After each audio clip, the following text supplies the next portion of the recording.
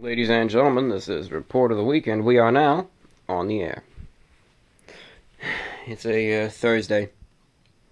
Thursday in mid-April. Early April. Whenever you want to consider it, it's a Thursday. And here we are.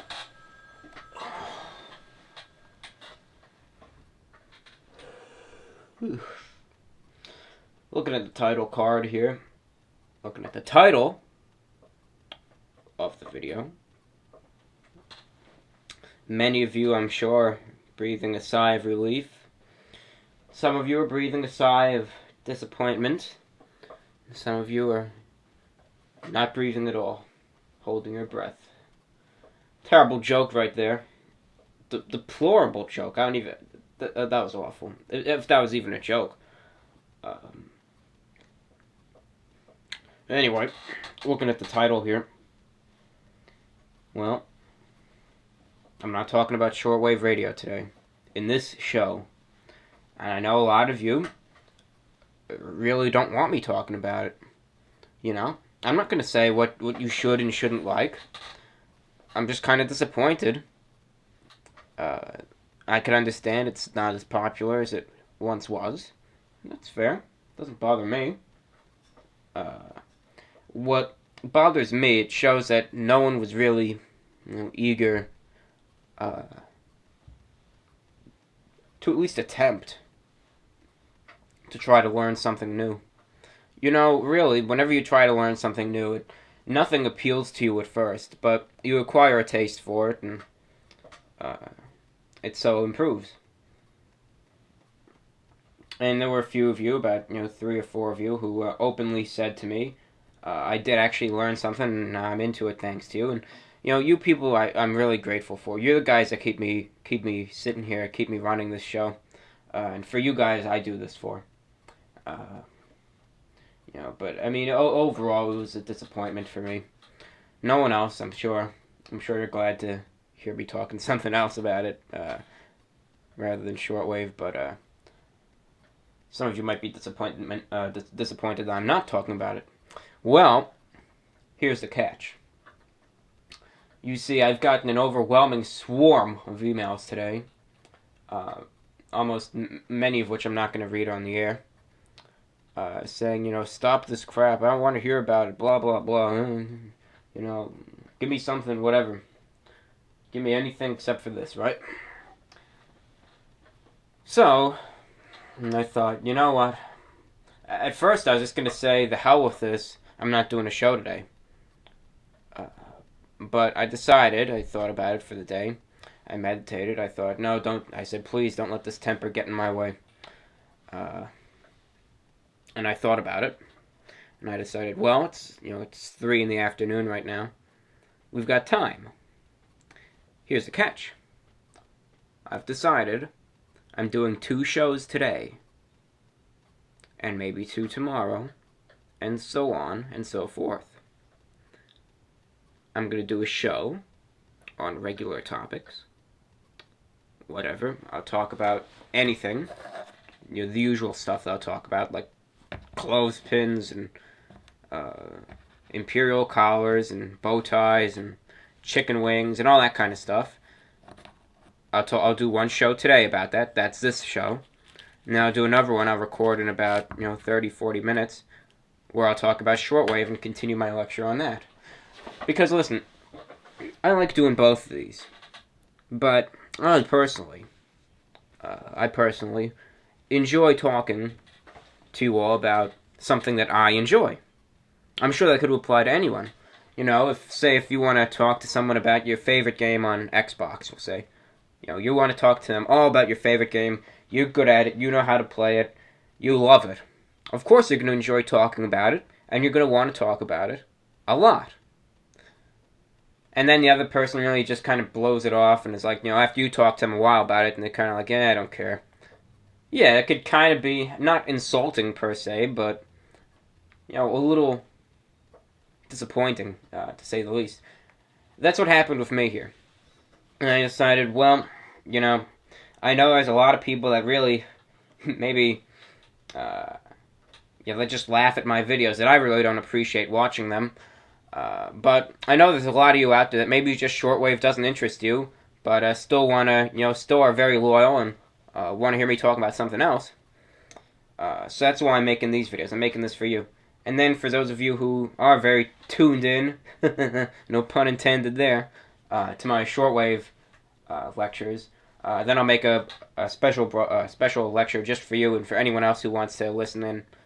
So with the shortwave lecture that'll come up probably an hour after this one's uploaded, we'll discuss a few more famous AM stations.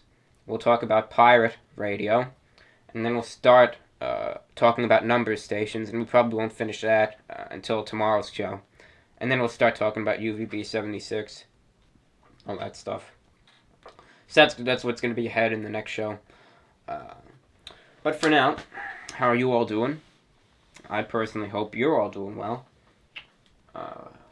I certainly do. This morning started off busy for me. It's a Thursday, so it started off busy for me. Then I just slowed down as the day progressed, and then I went through my mail, and then I got all pissed off. But I sat down and I meditated and I thought, and I said, "No, please," I said, "don't let this attitude get in my way today." So I've decided to just part with the best of both worlds. I'll give you what you want, per se. So I've decided, you know what? I had to look at it from both sides. I had to figure, well, maybe I don't like doing this, but I could understand where you're coming from here. I had to look at it that way. And I decided, alright, I'll part with you. So that's what I decided to do. It's 3-something right now. Listen, this is going to be a shorter show, maybe only like 25 minutes for you. I hope you could understand.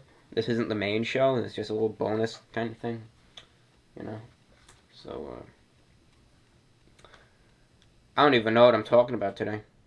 But maybe this is good enough, I wonder, I was trying to figure out, I wonder if anyone would listen to me just sit here and babble like this with no topic at all. I'm just sitting here talking right now about literally nothing. Would people listen to this? I think yes. If anything, they wouldn't get anything out of it, but I think it would be more like relaxing. So I was thinking, could I get paid for just talking like this random, spew of BS? I'm thinking you could get paid to do literally anything. But, yeah, that said. If I think I'm tired today, I think I'm always tired. I'm usually drained of energy at this point in the day. Usually am. I'm going business casual today. I dressed business casual in forget it. I dressed business casual today. I wore looks like almost like tan dress pants. They're dark tan though, almost like a brownish tan dress pants. Blue dress shirt tucked in. And a blue sport coat, no tie. So that's what I wore today. I think it's the first time I haven't donned a tie in like 4 or 5 months. So, that's something. I'm just thinking, I'm on my last legs at this point. I just, I don't know. I don't know if I don't care or if it's just that who knows. We'll take it day by day, right? For now, it's a Thursday. One more day, people. One more day, and then we'll be good. We will be good. So you remember, in a couple videos of mine, my average day video being the most striking of them all. Do you remember? Oh, also you remember the Idle Mind videos I used to do? You're probably looking back at them now, though I know there were a few of you still sitting here, listening in when they are being uploaded live, day by day. But for those of you that aren't, I'm sure you're very familiar with at least a couple of them. You do know how I kind of utilized Legos in some of my videos. My earlier works, for the most part. The little Lego bricks, you remember those? Hell, you might have a few yourself. Who am I to judge? I mean, listen, there's like 40-year-old guys who collect Legos. So, if anything, they have no age limit. Do you remember Lego bricks, though? An absolute classic children's toy. Classic. Really spawns the creativity in a child or adult, and really lets their creative ability go to work. Lego bricks, for those of you really unsure, came about as we know them in 1949 in Denmark. If you look at the word Lego, almost sounds like a foreign word when you really think about it. Lego, you know? Not really an English word there. But then again, could definitely sound a lot more foreign. You could have all these accents and letters that don't look like they belong there, and all that.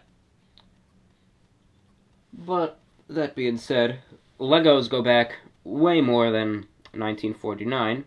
I believe there's one YouTube video, I think it's called The Lego Story or something, masterfully done. It gives a whole, gives an entire history of Legos. It's like computer animated, computer generated, whatever it's called. Masterfully done, and I highly recommend that you watch it. But for now, here's my little history of them. Lego bricks, they're originally, I think, came about in like 1934, or some year similar. They came about in Denmark. They originally weren't the little plastic bricks. They were actually like little toy trucks and stuff from Lego. But eventually, they went mainstream, and of course, when they were just being built out of a small shop, sometimes demand was higher than supply. And there were a few fires, and eventually the owner died, and of age, I believe.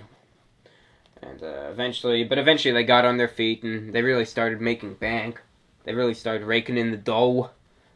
And that being said, the Lego bricks really prospered throughout the 50s, 60s, 70s, so on and so forth. And today they just came out with the Lego movie. That was actually, I think it got to number one. Number one in what, right? But number one in the movies, I think. Whatever. If they judge that. I don't know. But I think at least it did well in the box office. So Lego movie. Truly prolific film from what I've heard. Lego bricks, though, were usually associated with, little kids. Little kids or neckbeards. One of the two. And really, if you have an old little set of Legos, according to society, at this point, no, you can't go out and play with them. No, it's for kids or losers, right? So usually there's almost a negative stereotype nowadays against Legos. For anyone who's pretty much older than 14. So it's pretty much like a negative stereotype against them. You figure, well, either what's wrong with you, or B, do you have a life? That's what people like to really think when they see someone, an older person playing with Legos. In my day, I discovered Legos first around 2002, but they really didn't interest me at all. I discovered them again in 2007 or 2008, when I was still a younger individual, a young blood, and at that point in time, I was a little older then, maybe a little more intelligent, and I decided, alright, well, I'll give them a shot again, and I started building the most amazing things with them. I would get the big Lego sets, and I'd build all these cars and trucks, and I was really into the Lego Star Wars ones. This one big Star Destroyer I made, I think it's still sitting here on the shelves in the basement somewhere. All these massive creations. I even made this little almost this building that I formulated the design of myself, and I made it like 3 or 4 floors. Took up an entire base plate there. And I still have that sitting on a desk somewhere. But I've since, I've kind of grown out of that. Every now and then, still, for maybe some nostalgia, or maybe just for kicks, I'll go down and at least look at them and sort through them and what have you. I see there being nothing wrong with that, but nowadays I just, I'm if anything, I like to still look at the minifigures. I'd say that's pretty much the coolest part of Legos right now, at least nowadays. Uh, the issue I had with some of the Lego models themselves that they were truly so fragile. If you dropped, say, the big Star Destroyer I made, that would split into thousands of pieces, and the damage would be irrevocable. You really wouldn't be able to even fix it without starting from scratch again. So Legos are a little fragile, little blocks, but I don't know, if you have a good creation there, it's kind of worth it to really look at it and marvel at it and say, hey, I built this. One of the things I always liked about Legos is, and please know I'm not a narcissist, I'm really quite the opposite of one. I can't say I really like myself, but one of the real things with Legos that I always liked is the sense of accomplishment you can get once you're finished constructing a little model there. You'll look at it and you'll see whatever it is, be it how small or how big, and you could say, I built this. I put my creativity to the test, and this is what came out of it. Whatever it may be. It could be a little race car, it could be a little structure, it could be an airplane, a boat, a spaceship. That's another thing about Legos, is that you could really pretty much build anything with them. You could just let your creativity run wild. And that I've always liked with Legos. But, nowadays I really, as I said before, I haven't been playing with them a lot. I've kind of outgrown them. But I still have a lot of them sitting here. I've sold a few sets. I've made a few bucks when, when money's run short. But, for now, I still have a bunch still sitting here. And I figure, heck, I'm already different, so what's this gonna do? If you feel like one day going out and setting up something, we'll do it. Who's gonna care? Seriously. Who's gonna care? Be yourself. Just go out and do it. Get it done. And there's a lot of positives about Legos. I've really covered a lot of them. And of course, there's many more to name, but for the sake of time, I'm not going to do that. Let me get out of the radio room here and look at the clock.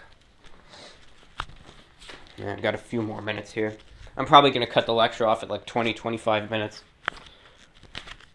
I actually didn't plan on doing this lecture until about 5 minutes before I started. But anyway. And Legos, really, there's a lot of pros to them. I named a lot of them. There's some cons to them also. One major con is that these little plastic bricks, let's face it, for these small little plastic bricks, they're pretty damn expensive. I'm not gonna lie to you here. They're expensive little things. And, when my Lego hobby was at its zenith, back in 07, 08, going into 09 and maybe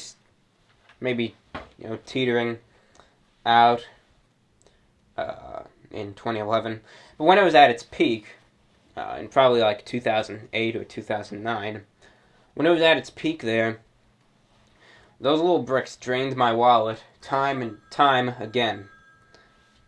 I mean, those things are expensive. So if you really are a true enthusiast of Legos, let's face it, you're going to need some bucks to buy those bricks. That rhyme? Bucks? No, not really.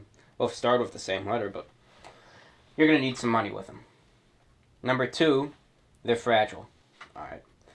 You just blew $200 on a Lego kit to make the frickin' Death Star, alright? You're a Star Wars fanatic, let's say. You like Star Wars. It's a classic. And you see Lego advertising the Death Star. It's a couple thousand pieces. You can make it out of Lego. So, spend the money, you get the bricks, and you stay up. You pull 2 all-nighters in a row to make this giant little... It's pretty big. Probably like takes up the tabletop, maybe. You make this replica of the Star Wars Death Star out of Lego. I mean, it's amazing. you're marveling at it. Once it's finished, oh wow, this is awesome. And then all of a sudden, clumsy you're running on, 48 hours, no sleep. Clumsy you wave your arm, you knock it off the table, and it smashes into a million pieces. Wouldn't that be awful? And that, I'm sure that's happened many a time. Legos are fragile. You knock a Lego thing off the table, that thing's smashing into a million pieces. No doubt about it. So, that's another major drawback, is that they're just so fragile. I mean, it'll just break. Not the brick in half, but the little thing you made is just going to smash and break into all its little original pieces. Terrible. It's happened to me before. Whew.